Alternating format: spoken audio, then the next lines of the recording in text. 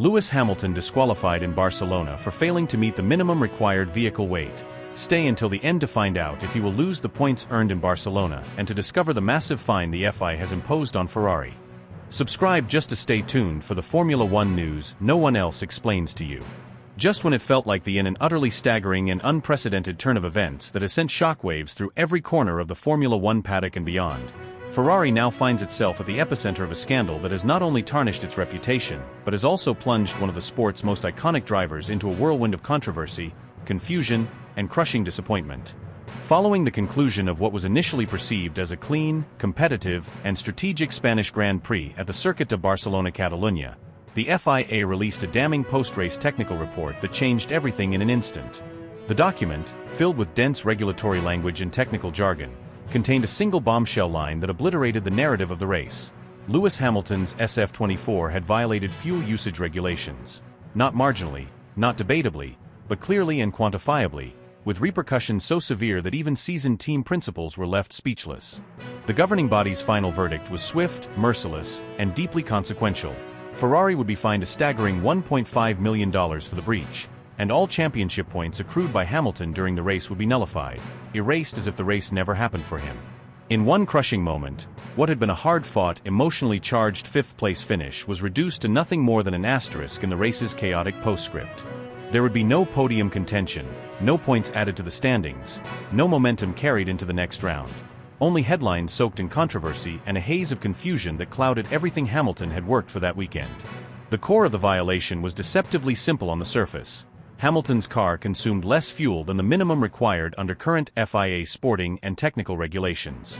To the casual observer, that may sound harmless, even beneficial.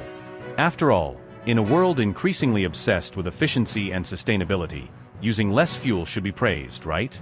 But in Formula One, where every component is finely calibrated and every regulation designed to maintain competitive equilibrium, fuel usage is not just about sustainability. It's about balance, integrity, safety, and above all, fairness. The rules surrounding fuel loads are crafted to eliminate potential manipulation, to ensure that no team attempts to circumvent performance limitations by running lighter cars that benefit from enhanced acceleration, improved handling, and reduced tire wear. Ferrari, in its defense, offered a detailed explanation. According to internal team sources and public statements made shortly after the FIA ruling, the discrepancy stemmed from what they described as a sensor calibration anomaly, a technical glitch that misreported fuel flow and overall consumption during the race. Their engineers claimed the mistake was unintentional, a data misalignment that occurred under real-time stress, exacerbated by high temperatures and unpredicted fluctuations in energy recovery demands. But the FIA was unconvinced. After poring over telemetry, comparing fuel mass data, and running simulation replays from the event, the stewards determined that Ferrari had misjudged the fuel load by nearly 0.8 kilograms, an astonishing oversight in a sport where margins are calculated down to the gram. Subscribe just to stay tuned for the Formula One news no one else explains to you. CTO the untrained eye, 0.8 kilograms might seem laughably insignificant. It's less than a liter of water. But in the hyper-engineered world of F1, where hundreds of millions are invested in extracting milliseconds from every corner, that margin is colossal. A car that's even marginally lighter behaves differently. It brakes later, corners faster, accelerates harder. It reduces tire degradation, alters brake cooling profiles, and changes energy deployment mapping. It allows a driver, particularly one as technically adept as Lewis Hamilton, to push harder without compromising long-term stint viability. And that's exactly why the rule exists, to prevent any team from gaming the system by intentionally, or negligently, underfueling a car to gain an advantage that may not be visually apparent, but has a significant effect on performance metrics over a full Grand Prix distance. What makes the situation even more devastating is the human cost, not in terms of safety, but in the emotional toll it exacts on a driver like Hamilton. A man who had spent the weekend adapting to unpredictable track conditions, providing real-time feedback to optimize the setup, managing tires, hunting down positions with veteran instinct, and extracting every ounce of performance from a car that was still being refined. He had executed one of the most controlled and calculated races of his season so far, navigating midfield chaos and strategic uncertainty with precision. To have that effort retroactively nullified not because of driver error, but due to a technical procedural failure by the team, it's not just demoralizing, it's heartbreaking. Inside the paddock, The reaction was immediate and visceral. Teams scrambled to understand the ruling, poring over their own fuel protocols, conducting emergency recalibrations to ensure they wouldn't fall victim to similar scrutiny in upcoming races. Team principals exchanged hushed conversations behind motorhomes, some sympathetic, others judgmental, all hyper-aware that such a precedent could open the floodgates for future controversies. The media, too, pounced on the story with relentless vigor, dissecting every line of the FIA's report, replaying radio messages from Hamilton's race engineer, and digging into past examples of regulatory breaches involving fuel or weight manipulation. Subscribe just to stay tuned for the Formula One news no one else explains to you. Among the fan base, the fallout was explosive. Social media erupted with passionate reactions, some outraged at Ferrari for what they saw as negligence at best or manipulation at worst, others furious that Hamilton was paying the price for something he couldn't possibly have controlled. Forums lit up with technical breakdowns, debates over whether the punishment was proportionate, and emotional posts from longtime supporters who felt their faith in the sport had been shaken. Many pointed out the irony.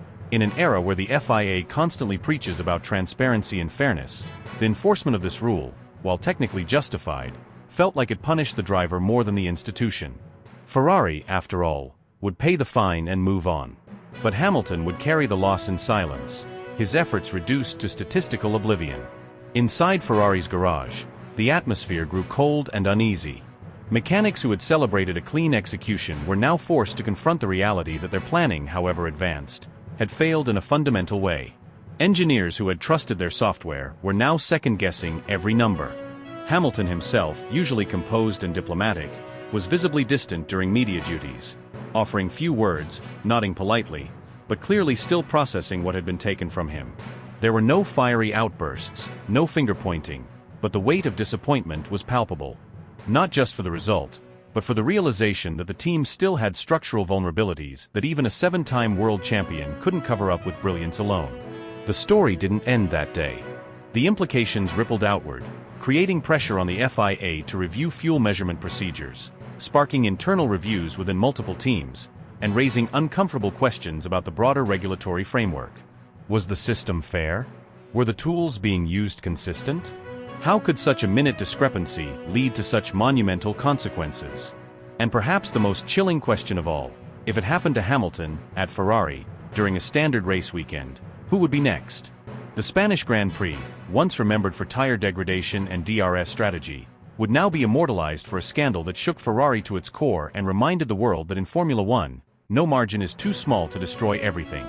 When the news finally hit the Ferrari garage, it didn't trickle in, it detonated. The atmosphere, already tense after a race riddled with uncertainty and strategic stumbles, collapsed into a full-blown crisis the instant the FIA decision came through. The verdict wasn't just another post-race adjustment or a procedural clarification.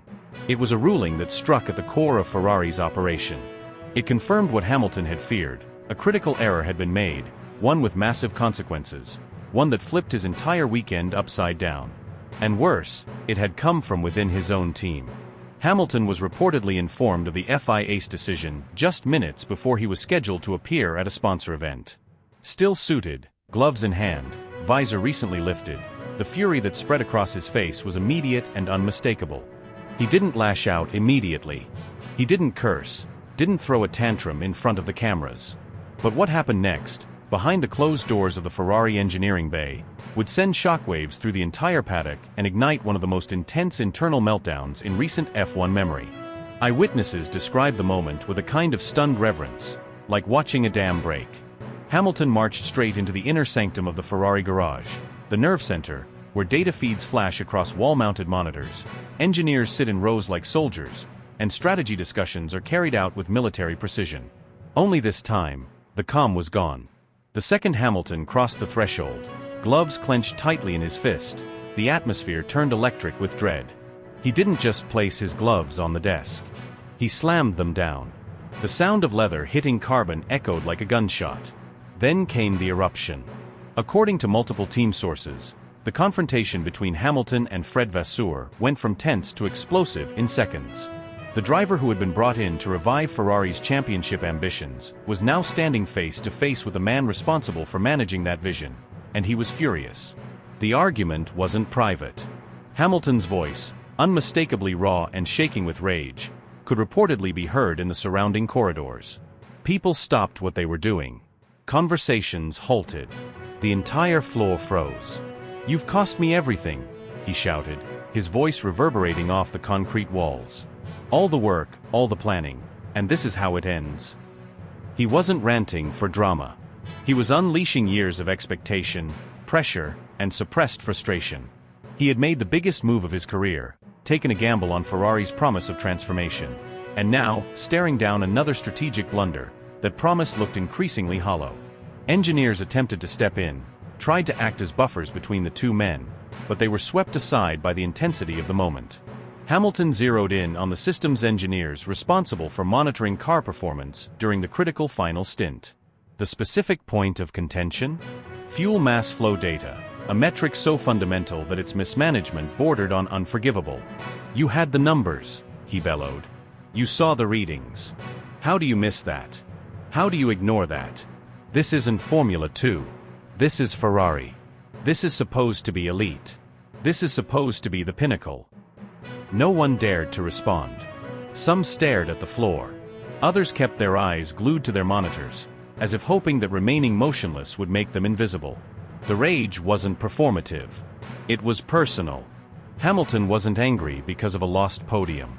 He was angry because he felt betrayed by the very institution he had trusted with the twilight years of his career. He had left a dynasty to create one. And now, standing in the middle of Ferrari's command center, he saw nothing but disarray. The outburst lasted several minutes, though for those who witnessed it, it felt like an hour compressed into seconds. Vasseur, to his credit, did not back down, at least not visibly. But whatever words he tried to offer in return were drowned out by the storm of emotion Hamilton had unleashed. Eventually, Hamilton pulled himself away. He didn't wait for the debrief to finish. He didn't change into his team polo. He didn't pose for post-race photos or speak to waiting journalists. He walked out, face like stone, jaw clenched, eyes hidden behind tinted lenses, and vanished from the paddock for hours. Speculation swirled instantly. Had he gone back to his hotel? Was he already packing his bags? Was this the beginning of a very public split? No one knew. Until a familiar sight surfaced. Hamilton, still wearing part of his race gear, was spotted entering the Mercedes hospitality suite, a place that used to be his kingdom. A place where every face was familiar, every detail tailored to him. And there, in the privacy of the only environment where he still felt truly at home, he was seen sitting down in a quiet corner with none other than Toto Wolff. The image, captured by a fan through a distant lens and posted anonymously, nearly broke social media. Hamilton, expression unreadable. Wolff, leaning in, gesturing with one hand, the other resting on the table. Two men who had conquered the world together. Two allies who understood each other on a level most people never would. And while the contents of their conversation remained private, its implications screamed louder than any press release ever could. People inside the paddock began whispering. Was Hamilton already looking at an exit? Had he reached out to Wolff for advice, or for something more? Was this meeting a catharsis, or the first chess move in a longer game? Some claimed it was just emotional support between old friends. Others weren't so sure. Back at the Ferrari garage, the mood was funereal. Engineers worked silently, faces pale. Junior staff members avoided eye contact. A memo was quietly circulated. Media availability for Hamilton had been cancelled. Team officials refused to answer questions. Vasseur remained out of sight. A planned team dinner was postponed indefinitely. Internally, discussions began to swirl, not just about the error itself, but about what it represented. Was the team losing its grip on operations? Had they underestimated the stakes of working with someone like Hamilton, whose standards were forged in fire and success? Was this a one-off explosion, or the beginning of a larger implosion? Ferrari had promised transformation when they signed Hamilton. They promised the world. But transformation demands discomfort. It demands accountability. And it demands a team capable of rising to the challenge when everything is on the line. At Monaco, under the golden lights and historic glamour, they failed. Not just in strategy. Not just in execution. But in expectation. And Hamilton? He walked through the storm, let it break around him, and found shelter not in the red walls of Maranello, but in the silver embrace of the past. The question now echoing through every corner of the paddock is simple, chilling, and impossible to ignore. What if he never truly left home at all? What transpired during that tense, emotionally charged conversation behind the motorhomes has already begun to ripple through every corner of the Formula One world, infiltrating not just the paddock but engineering departments, sponsor suites, media briefings, and every WhatsApp group that includes anyone remotely connected to the sport. Word is spreading at lightning speed, not because official statements were made, but because whispers are louder than engines when they carry the weight of truth. And the truth, even if only partially accurate, is painting a picture of a team unraveling from the inside out. What's being reported, in quiet murmurs from insiders, in overheard snippets of conversation, in leaked texts from someone who was just outside the hospitality unit, is that Hamilton didn't hold anything back. Not this time. According to those with knowledge of what was said, Hamilton exploded in a way few had ever witnessed before. The frustration that had been bubbling quietly behind composed interviews, professional nods, and diplomatic social media posts finally boiled over. Every emotion he'd been burying, anger, confusion, disappointment, disbelief, came flooding out in a raw, unfiltered torrent that left even those closest to him stunned. He wasn't just upset about the penalty, or the disastrous timing of the team's strategy, or the bizarre radio silence during crucial moments. He was unraveling the entire structure, questioning the system he had entrusted with the final legacy-defining chapter of his career. He reportedly slammed his hand down on the counter inside Ferrari's private hospitality suite. He paced. He shook his head. He sat, then stood, then sat again. And when Toto Wolff, calm and composed, approached him from the shadows of the paddock corridor, Hamilton turned to face the man who had overseen the most dominant chapter of his Formula One life, and let everything pour out. "I can't believe this is real. I came here to fight for championships, not to babysit incompetence. This would never have happened at Mercedes. Never." Those words, spoken not as a calculated attack but as a gut-wrenching confession, have already become lore. Multiple sources claim they were said verbatim, others say the wording was slightly different but the meaning the same. Either way, the message is now echoing across every garage, into every podcast studio, every backroom boardroom of Maranello, Brackley, and beyond. It was a line that didn't just reveal his frustration, it underscored a fundamental rupture. It revealed a truth far more dangerous than any technical issue or regulatory breach. Hamilton no longer trusts the people around him. Toto didn't respond with a grand speech or a dramatic gesture. He didn't try to console him with empty promises. What he did do, and what the world has already seen thanks to a grainy, shaky piece of fan-shot footage captured from behind a fence, zoomed in from across the paddock, was walk up, place a hand gently on Hamilton's shoulder, and nod. A nod that didn't say "I agree" or "I told you so," but "I hear you. I still see you. And I remember exactly who you are."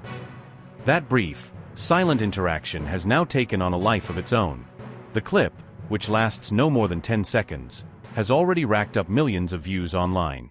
Fans are analyzing body language, slowing it down frame by frame, debating the expression on Toto's face, replaying the way Hamilton leans forward, elbows on knees, head bowed like a fighter who doesn't know if he'll make it through the next round. It's become the emotional heartbeat of the entire narrative surrounding Ferrari's 2025 collapse. Not just a moment between a driver and a former boss, but a symbol of contrast. Between what was and what is. Between control and chaos. Between belief and despair. Behind closed doors at Ferrari, the fallout has already begun. Team engineers are shaken. Strategy chiefs are suddenly under review. One insider claimed that at least 2 senior personnel have already been asked to submit internal reports detailing what went wrong. Not just in Monaco, but in the previous 3 races where decisions cost precious points and patience. There is fear now. Not just of failure, but of exposure. Of what it means when your star driver no longer believes in your vision. When he begins to wonder, aloud in front of witnesses, whether the greatest mistake he made was trusting a dream that was never ready to be real. The sense of betrayal runs deep. Hamilton didn't come to Ferrari on a whim. He made the leap not for money, not for marketing, but for meaning. He came to awaken a sleeping giant. To be part of something legendary. To take on the weight of history and make it bend to his will. He believed in the project. In the engineers. In the promise of transformation. But now, that promise is cracking. And what remains is not a resurgence, but a regret that is growing louder by the weekend. This wasn't just an emotional outburst. It was a rupture. The kind that changes the trajectory of a season, maybe even a career. The kind of moment that doesn't get healed with a press release or a paddock hug. This is the moment when the foundation of a team is tested not by results, but by belief. And right now, Hamilton is running out of belief. Every race that ends in confusion. Every radio message that comes too late. Every pit call that sounds unsure. Every post-session debrief that blames unfortunate timing or bad luck. They're not just excuses. They're failures in trust. And in Formula One, trust is everything. If you look closely now, you can see the tension spreading. Ferrari PR is suddenly tightening its grip. Media access is more limited. Drivers are being briefed not just on race strategy, but on how to control the narrative. Behind the scenes, sponsors are asking questions. Board members are watching nervously. The energy inside the team garage is no longer electric, it's anxious. Heavy. Every mechanic feels it. Every engineer hears it in the silence between radio calls. It's the sound of pressure, not the kind that comes from competition, but the kind that comes when you know your most valuable asset is slipping away emotionally, spiritually, and perhaps soon contractually. Because here's the truth everyone is whispering but no one dares say too loudly. If this continues, if the mismanagement continues, if the silence between Hamilton and the pit wall gets deeper, then the future may hold more than just bad results. It may hold the end of the most hyped partnership in recent F1 history. And where would he go? That's the question. But perhaps the more powerful question is, would Mercedes open the door? Would Toto take the call? Would this emotional conversation, this moment of shoulder-to-shoulder honesty, become something more? The paddock doesn't know. But it feels something coming. Not in headlines or rumors, but in the spaces between interviews. In the eyes of a man who once ruled this sport and now feels betrayed by the very institution he came to uplift. Keep watching, because what comes next may not just be another race. It may be the start of something far more dramatic. Something irreversible. Something that could tear apart the script and write an ending no one expected. What was meant to be a turning point in the season, a weekend filled with momentum, redemption, and a bold step forward in the championship campaign, has now descended into one of the most catastrophic and emotionally devastating episodes of Lewis Hamilton's storied career.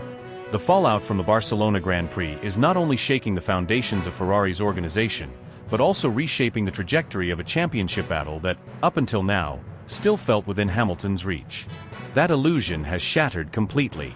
The paddock hasn't stopped buzzing since the moment the checkered flag fell. What should have been a celebration of Hamilton's resilience and Ferrari's long-awaited competitiveness has spiraled into a whirlwind of chaos, miscommunication, and anger that has left fans stunned, sponsors furious, and insiders pointing fingers in every direction. The headlines aren't just reporting on another disappointing result.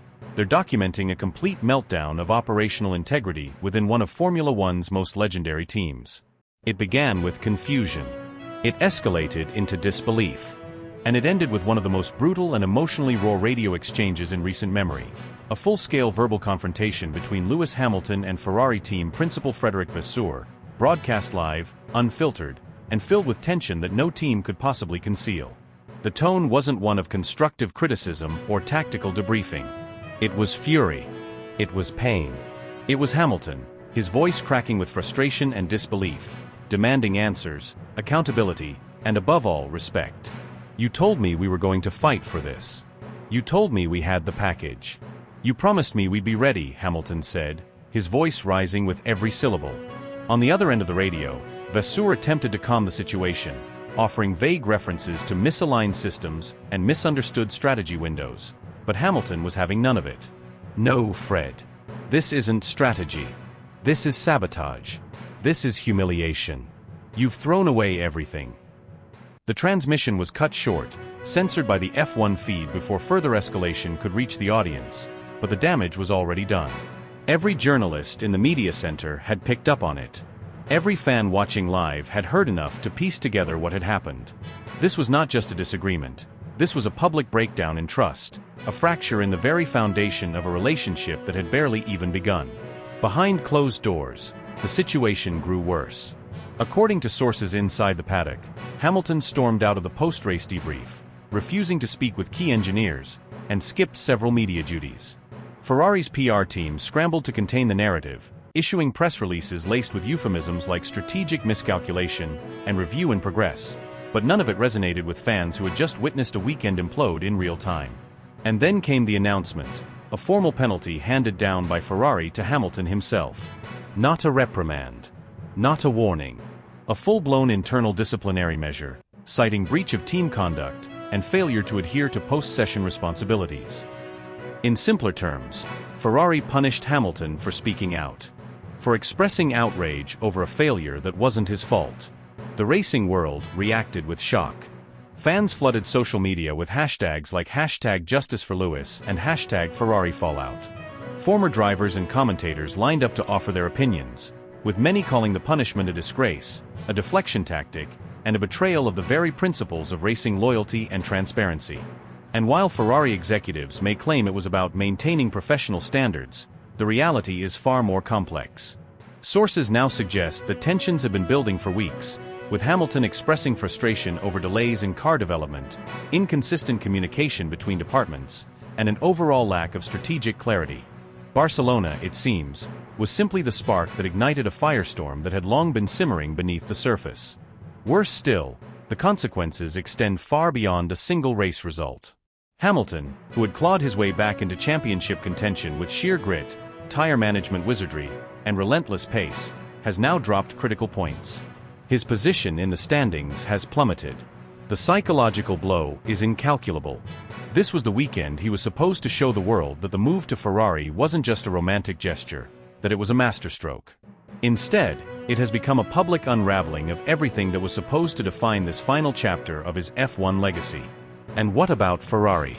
The Scuderia is now engulfed in crisis mode. Internally, an emergency review is underway. Senior leadership is being scrutinized. Engineering departments are reportedly under audit.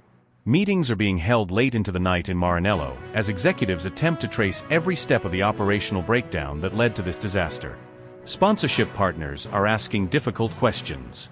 Several are rumored to be reconsidering their long-term involvement if trust isn't immediately restored. The most haunting aspect of this entire saga is the question that now hangs over everything. Has Lewis Hamilton's iconic switch to Ferrari, a move that was supposed to unite two of the most legendary names in motorsport, already collapsed under the weight of mismanagement and internal dysfunction? The dream of seeing the seven-time world champion stand atop the podium in scarlet red, fists raised in triumph, was shared by millions. That dream is now clouded by doubt, suspicion, and betrayal. Hamilton hasn't spoken publicly since the incident. His social media accounts remain silent. No interviews. No statements. Just silence. The kind of silence that speaks louder than words. The kind of silence that signals something is broken. And perhaps irreparably so. What comes next is anyone's guess. There is talk of emergency mediation between driver and team leadership. There are even whispers, unconfirmed, but growing, that Hamilton's camp has begun exploring potential exit clauses in his contract. The idea would have been unthinkable just weeks ago. Now, nothing feels impossible. But one thing is certain. For Lewis Hamilton, this weekend wasn't just about a technical error. It wasn't just a pit wall miscommunication or a failed tire call. It was about dignity. It was about respect. And above all, it was about betrayal. He did not come to Ferrari to be silenced. He did not come to Ferrari to be disciplined for demanding answers. He came to win, to fight, to finish what he started. And for Ferrari, this isn't just a PR crisis. It's a scandal that cuts to the very soul of the team. A scandal that, unless addressed with honesty and courage, could define their legacy for years to come. The paddock waits. The fans watch. And Hamilton, silent for now, prepares his next move. Because he always does.